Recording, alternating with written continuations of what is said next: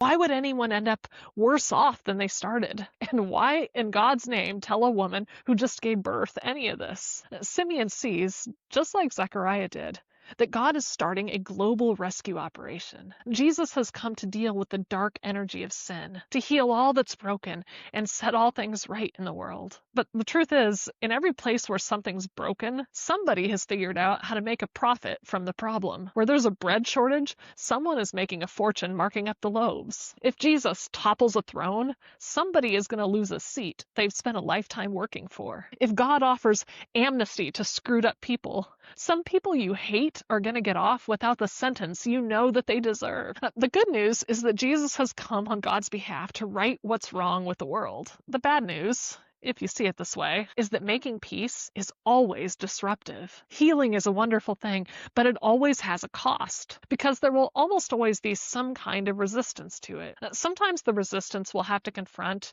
is our own internal resistance to what the journey toward wholeness requires. Sooner or later, there's going to be something that Jesus will tell us we need to let go of personally. Maybe our right to revenge, maybe our comfort or wealth, maybe our position or some ambition, maybe even some important marker of our identity. We might not be sure that we want to get well enough to take the treatment. Our own healing will depend on what we do next.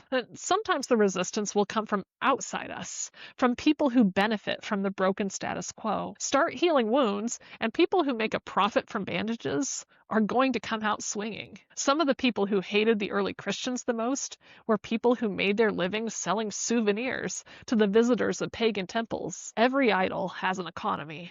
Anyone who wants to be a part of God's mission of rescuing others will have to endure some measure of pain caused by the inevitable resistance to change, even change for the better. And this is essentially what Simeon tells Mary. Real pain and loss will be part of the cost of being part of a story that matters. Nothing says she has to like it, but she does have to set her shoulders to endure it, because if she flees because it hurts, she'll also miss being a part of the miracle that God wants to do right in front of her eyes. God doesn't ever hide costs like a shady salesman. God states the cost up front so we can make an informed decision. We can avoid pain, or we can become whole. We can avoid pain, or we can have a life thick with meaning and be a part of something that matters. It's always a choice, but nobody gets both, not even the Mother of God. Let's read Luke 2:21-38.